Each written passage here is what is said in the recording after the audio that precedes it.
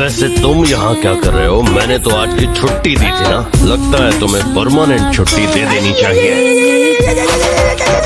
इतनी हसीनों तो इस बंदे की प्रॉब्लम क्या है? ये कहता है आई हूँ लीडर होता है। नो ये फिर तो ऐसी बात है। की शीशी है, मुझे तो लगा कोई पहाड़ जैसा हट्टा कट्टा मॉन्स्टर होगा, पर ये तो सूखी मूंगफली निकला।